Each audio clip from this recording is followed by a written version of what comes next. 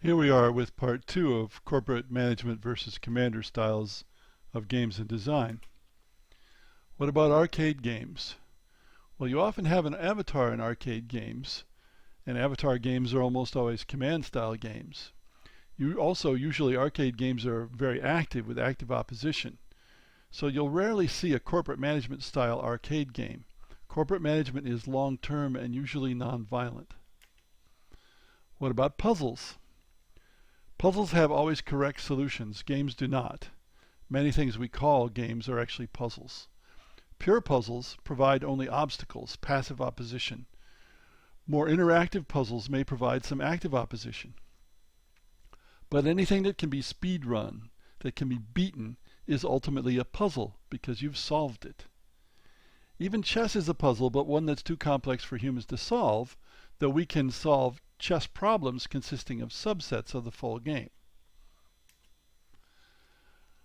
Puzzle play is much closer to corporate management than to command, although if it's an active puzzle, like a single-player video game, it's much closer to the command than the passive puzzle. Some of the more elaborate single-player AAA video games with strong computer opponents, I try not to say AI, are more command than corporate management because the computer opponent is acting as another player and there's a lot of direct conflict. War games are naturally commander style, but some with war themes such as Hearts of Iron or Europa Universalis are much more management games. You manage resources, production, research, etc. There's a military aspect, but if you've managed things right, the military part's a walkover. The majority of war games are battle games or skirmish games that have no economics, so there's not much scope for corp management. A peaceful game in general is likely to be more about management than anything else. What about 4X games? Explore, expand, exploit, exterminate. Those are more management than command games, even though warfare may be the ultimate goal. Of course, in computer civilization, you can win in several non-military ways. City or planet management is often a major part of these games. Production management is vital. They are essentially economic games, which are always management games.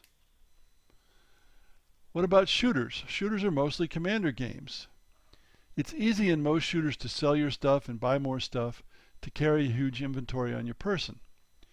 The management part is deliberately simplified to a point where it's almost ridiculous. But it makes it so that you can easily acquire assets, and many of the assets you need are literally lying around. It has nothing to do with reality, but it works for the game. On the other hand, most farming games, whether it's Farmville or Agricola or Stardew Valley, are heavily on the management side.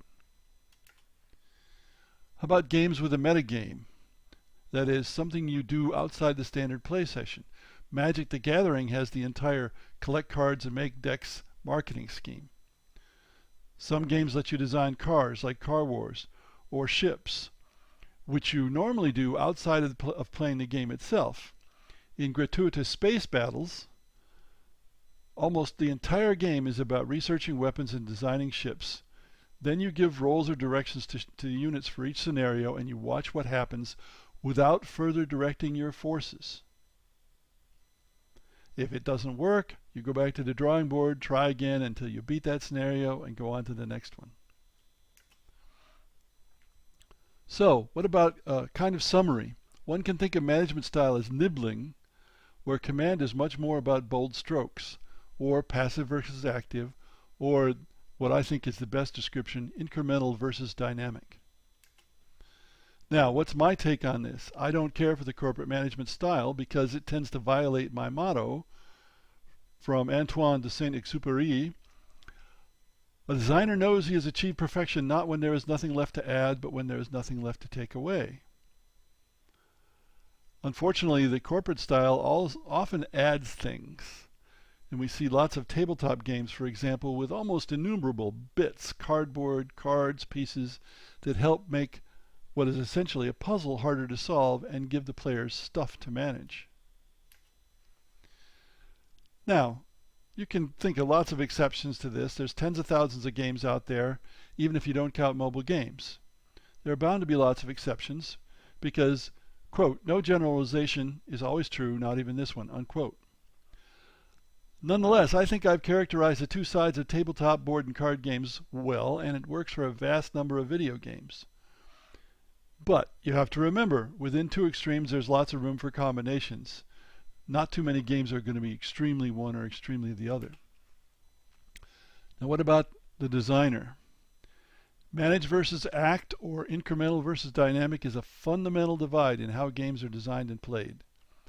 You need to be aware of these drastically different ways of playing creative games. Some people like both, some can't stand one or the other. What's going to happen in the future? Well, given the preference for avatars in the millennial generation, we might speculate that the command style is becoming more common, but for a while it was very uncommon. Driving home from a small convention the other day, I listened to the Rolling Stones song Ruby Tuesday, and I was struck by this line. She just can't be chained to a life where nothing's gained and nothing's lost. It's not perfect, but it reminds me of why I don't care for incremental management games and prefer dynamic commander games. Your mileage may vary. What about differences with the manager and coach styles that I talked about recently in another video? Coaching is about doing the best with what you have, and that's not necessarily as direct as the commander style. Commanders do have to do the best with what they have, but they use what they have quite actively and directly. Now, at the other end, the general manager and corporate manager styles are closer together, but general manager is more about acquiring assets. Corporate manager is about that, but also about manipulating or managing those assets. I'm old school and strongly prefer commander to corporate manager, but your mileage may vary. Thanks for listening.